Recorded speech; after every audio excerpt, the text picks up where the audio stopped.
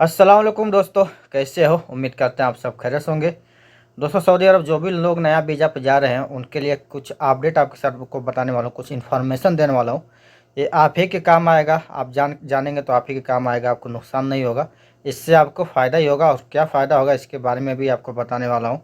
तो वीडियो को लास्ट तक जरूर देखिएगा ताकि आपको सारी खबर अच्छे से मालूम हो सके, सारी इन्फॉर्मेशन अच्छे से जान सके, और सऊदी अरब जाने के बाद आपको कोई परेशानी ना हो। क्योंकि ये काम अगर आप इंडिया में रहते हुए करेंगे तो आपके लिए बहुत बेहतर होगा। और ये बहुत काम की चीज़ है जिसे आपको समझना बहुत ज़रूरी है। तो वीडियो को लास्ट तक जरूर बने रहिएगा, और अभी तक हमारे चैनल को सब्सक्राइब नहीं किया है तो हमारे चैनल को लाइक करके हमारे चैनल को सब्सक्राइब कर लीजिए, और बेल आइकन को ऑल पे सेलेक्ट कर लीजिए ताकि मैं जो भी वीडियो अपलोड करूँ उसका नोटिफिकेशन आपको सबसे पहले पहुँच सके।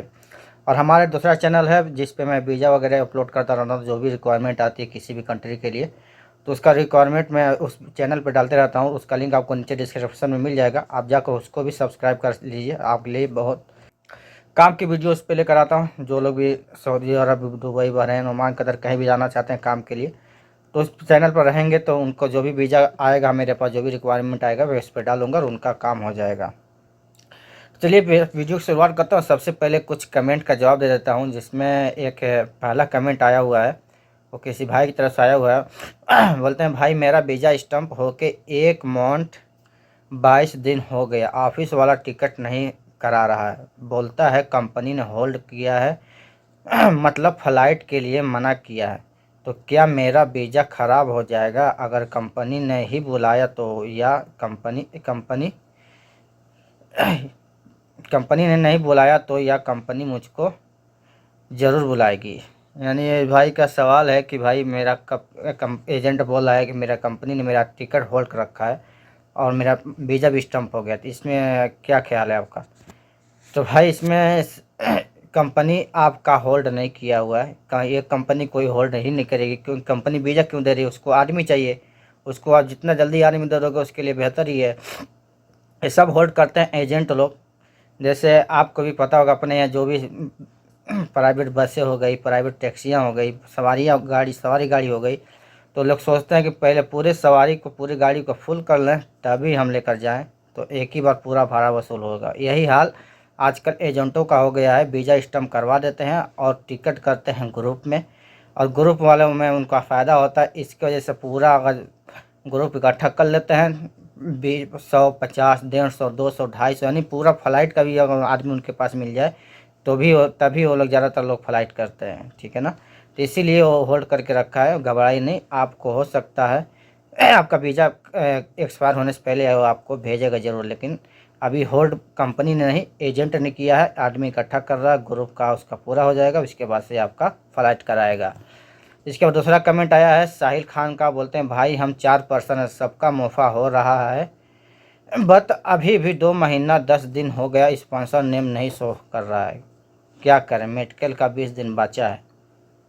तो भाई 20 दिन बचा है, ना ही शो कर रहा है, ना ही आपका वीज़ा स्टम्प हुआ, और ना ही आपका वीज़ा भी स्टम्प होगा। अब 20 दिन में कौन सा आदमी वीज़ा स्टम्प करवा देगा आपका, ये बताइए। अभी भी वक्त है, 20 दिन का बाकी है। 2-4 दिन में अगर कोई आदमी कहीं से आपको वीज़ा मिलता है तो पहले नंबर आप वहाँ से वीज़ा स्टम्प करवा लिए।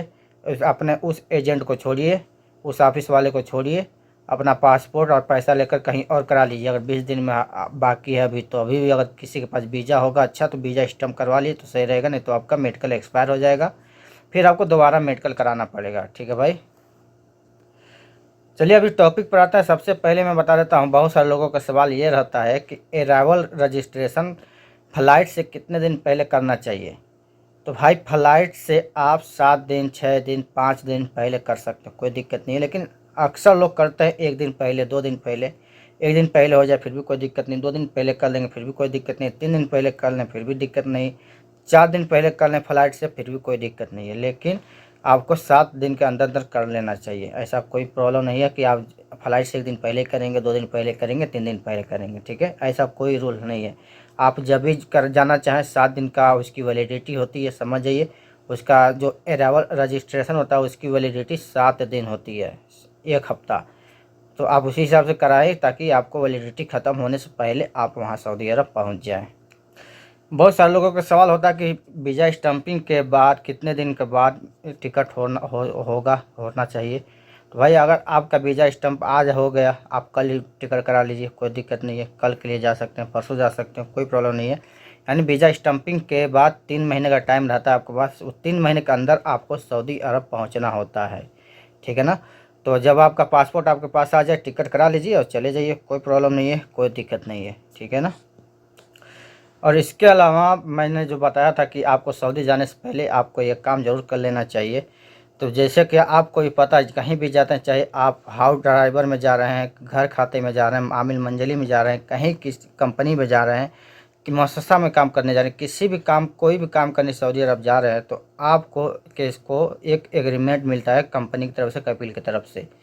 तो आप जब भी जाएँ पासपोर्ट वीज़ा कुछ भी लेने के लिए, कुछ भी करने के लिए, पासपोर्ट आखिरी बार पासपोर्ट लेने के लिए, टिकट लेने के लिए अपने ऑफिस पे जाएँ, अपने एजेंट के पास जाएँ, तो सबसे पहले आप उस एग्रीमेंट को ध्यान से पढ़ लें। उस एग्रीमेंट में लिखा क्या है, जैसा आपने का ऑफिस वाला बताया उसी तरह का एग्रीमेंट हुआ है या इसके अलावा कुछ और हुआ है, ठीक है ना। क्योंकि एग्रीमेंट बहुत ज़रूरी होता है। आप लोगों को शायद ये चीज़ पता नहीं होगा, लेकिन सऊदी अरब जाने के बाद आपको मालूम चलेगा क्या, अगर एग्रीमेंट के हिसाब से कंपनी या कफिल आपको तनख्वाह नहीं दे रहा, काम नहीं करा रहा है, तो आप इस पर शिकायत कर सकते हैं। लेकिन शिकायत भी करने के लिए आपको 3 महीने का टाइम चाहिए। 3 महीने के बाद ही शिकायत कर सकते हैं, उससे पहले नहीं, ठीक है ना।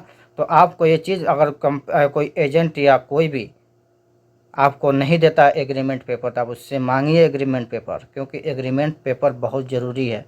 और सब लोगों के पास आता है, सभी एजेंटों के पास आता है। आपके वीज़ा के साथ में एग्रीमेंट पेपर हमेशा आता है, क्योंकि बगैर एग्रीमेंट पेपर के आपका काम होगा ही नहीं, वीज़ा इशू नहीं होगा, ठीक है ना। तो आप लोग ध्यान दें, जब भी सऊदी अरब आएँ नया वीज़ा पे, आप एग्रीमेंट के हिसाब से आएँ। जो एग्रीमेंट हुआ है उसी हिसाब से आप काम करेंगे, उसी हिसाब से आपका सैलरी मिलेगा, सब कुछ आपका एग्रीमेंट के हिसाब से होगा। और बहुत सारे लोग इसको इग्नोर कर देते हैं, फिर ध्यान नहीं देते, बोलते हैं नहीं इससे क्या होगा, कुछ नहीं होगा, सब बकवास है, फालतू है, ये है वो है, एग्रीमेंट पेपर का कोई काम नहीं है। तो वही लोग सऊदी अरब जाते हैं और फंस जाते हैं। अगर आप एग्रीमेंट करके आते हैं इंडिया से, तो एग्रीमेंट के हिसाब से अगर काम नहीं दिया सऊदी सरकार, तो सऊदी सरकार के मकतब में या मकतब आमिल में कहीं भी आप जाकर शिकायत कर सकते हैं, ठीक है ना। अगर आपके पास एग्रीमेंट ही नहीं रहेगा, एग्रीमेंट पेपर नहीं रहेगा, तो कंपनी भी समझेगी तो एग्रीमेंट किया नहीं है। ये कभी भी समझेगा इसके पास तो एग्रीमेंट है ही नहीं, अब मैं अपने मनमानी, अपनी मर्जी के, अपने अपने तरीके से काम कराऊंगा, अपने तरीके से तनख्वाह दूंगा, अपने तरीके से इसको चलाऊंगा। तो वही लोग जाकर वहाँ पे फंस जाते हैं और फिर कहते हैं भाई मैं फंस गया। वीडियो बनाकर डालते हैं, यूट्यूब पर डलवाते हैं, फेसबुक पर डालते हैं कि भाई भारत सरकार हमारी मदद करे, हमें घर बुलाए, हमें इंडिया बुलाए, गुहार लगाते हैं। तो भाई जब आप खुद गलत करके जाओगे तो फंसोगे ही। तो जो लोग भी आए, आने से पहले एग्रीमेंट ज़रूर कर लें, ठीक है ना। बगैर एग्रीमेंट के आप लोग सऊदी अरब बिल्कुल ना जाएं।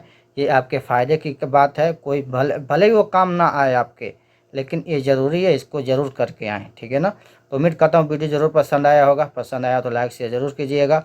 फिर मिलते हैं नेक्स्ट वीडियो में, तब तक के लिए मुझे दीजिए इजाज़त। दुआ में याद रखिए। अल्लाह हाफिज़।